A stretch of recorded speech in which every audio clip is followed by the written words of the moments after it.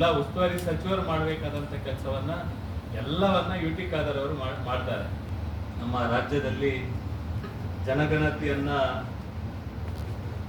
ಸಮೀಕ್ಷೆಯನ್ನ ಮಾಡಬೇಕು ಅಂತ ಈಗಾಗಲೇ ರಾಜ್ಯ ಸರ್ಕಾರ ಹಿಂದುಳಿದ ವರ್ಗಗಳ ಆಯೋಗದ ಮುಖಾಂತರ ಸ್ಟಿಕ್ಕರ್ ಅಂಟಿಸುವುದನ್ನು ಪ್ರಾರಂಭ ಮಾಡಿದೆ.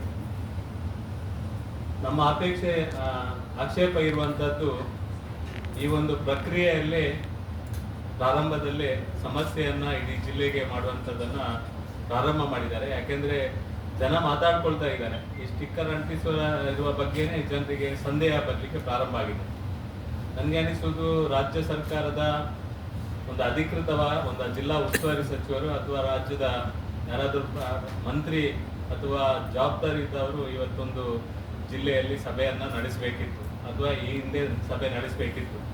ಇದರ ಬಗ್ಗೆ ಪೂರ್ಣ ಪ್ರಮಾಣದ ಮಾಹಿತಿಯನ್ನ ಜನಸಾಮಾನ್ಯರಿಗೆ ತಿಳಿಸುವಂತ ಪ್ರಯತ್ನವನ್ನ ಮಾಡಬೇಕಿತ್ತು.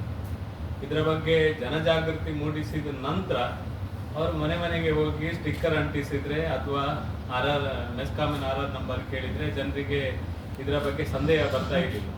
ಇವತ್ತು ಎಲ್ಲ ಕಡೆ ನಮ್ಮ ಕಾರ್ಯಕರ್ತರಿಂದ ಹಿಡಿದು ಇಡೀ ಜಿಲ್ಲೆಯ ಜನರು ನಮಗೆ ಕೇಳ್ತಾ ಇದ್ದಾರೆ, ಯಾವ ಕಾರಣಕ್ಕೋಸ್ಕರ ಸ್ಟಿಕ್ಕರ್ ಅಂಟಿಸ್ತಾರೆ ಮತ್ತು ಇದರ ಉದ್ದೇಶ ಏನು ಅಂತ ಜನರಿಗೆ ಇವತ್ತು ಕ್ಲಿಯರ್ ಆಗಿ ಗೊತ್ತಿಲ್ಲ. ಇವತ್ತು ಸಭೆಯನ್ನ ಯು ಟಿ ಖಾದರ್ ಅವರು ಮಾಡಿದ್ದಾರೆ. ನನಗೆ ಅನಿಸುವುದು ಯು ಟಿ ಖಾದರ್ ಅವರಿಗೆ ಒಂದು ಸ್ಪೀಕರ್ ಆಗಿ, ಅವರು ಸ್ಪೀಕರ್ ಹುದ್ದೆಯಲ್ಲಿರುವವರಿಗೆ ಈ ಒಂದು ಆಡಳಿತಾತ್ಮಕವಾಗಿ ದಕ್ಷಿಣ ಕನ್ನಡ ಜಿಲ್ಲೆಯಲ್ಲಿ ಆಗುವಂತಹ ಸಂಗತಿಗಳ ಬಗ್ಗೆ ಸಭೆ ನಡೆಸುವುದು ಮತ್ತು ಇದರ ಬಗ್ಗೆ ಕಾರ್ಯಾಗಾರ ಮಾಡುವುದು, ಇದರ ಬಗ್ಗೆ ಸಭೆ ನಡೆಸುವುದು ಎಷ್ಟು ಸರಿ ಅಂತ ಗೊತ್ತಾಗೋದಿಲ್ಲ. ಯಾಕೆಂದ್ರೆ ಜಿಲ್ಲಾ ಉಸ್ತುವಾರಿ ಸಚಿವರು ಮಾಡಬೇಕಾದಂಥ ಕೆಲಸವನ್ನ ಎಲ್ಲವನ್ನ ಯು ಟಿ ಖಾದರ್ ಅವರು ಮಾಡ್ತಾರೆ. ಕಲ್ಲಿದು ಬಂದರೂ ಉತ್ತರ ಅವರೇ ಕೊಡುವುದು, ಎಲ್ಲ ವಿಷಯಕ್ಕೂ ಅವರೇ ಬಂದು ಮಾತಾಡುವ ರೀತಿಯಲ್ಲಿದ್ದಾರೆ. ನಮಗೆ ಅವರು ಉಸ್ತುವಾರಿ ಸಚಿವರ ಅಥವಾ ಅವರು ರಾಜ್ಯದ ವಿಧಾನಸಭೆಯ ಸ್ಪೀಕರ ಒಟ್ಟು ಗೊಂದಲದಲ್ಲಿದ್ದಾರೆ. ಅವರು ಇವತ್ತು ಈ ಒಂದು ಜಿಲ್ಲೆಯಲ್ಲಿ ಇವತ್ತಿನ ದಿನ ಸಭೆಯನ್ನ ನಡೆಸಿದ್ದಾರೆ ಅಂತ ನಮಗೆ ಸುದ್ದಿ ಇದೆ. ಆದ್ರೆ ಸ್ಟಿಕ್ಕರ್ ಅಂಟಿಸಿದ ನಂತರ ಈ ಅಧಿಕಾರಿಗಳ ಸಭೆ ಯಾಕೆ ಮಾಡ್ತಾರಂತ ಗೊತ್ತಾಗುದಿಲ್ಲ. ಈ ಸ್ಟಿಕ್ಕರ್ ಅಂಟಿಸುವುದಕ್ಕೆ ಮುಂಚೆನೆ ಇದರ ಬಗ್ಗೆ ಜನರಿಗೆ ಕ್ಲಿಯರ್ ಮಾಡುವಂತ ಕೆಲಸವನ್ನ ರಾಜ್ಯ ಸರ್ಕಾರ ಮಾಡಬೇಕಿತ್ತು. ಇವತ್ತು ಹಿಂದೆ 165 ಕೋಟಿ ರೂಪಾಯಿ ಖರ್ಚು ಮಾಡಿ ಕಾಂತರಾಜ್ ಆಯೋಗದ ಮುಖಾಂತರ ವರದಿಯನ್ನ ಸರ್ಕಾರ ಕೊಟ್ಟದ್ದು ನಮಗೆಲ್ಲ ಗೊತ್ತಿರುವ ಸಂಗತಿ.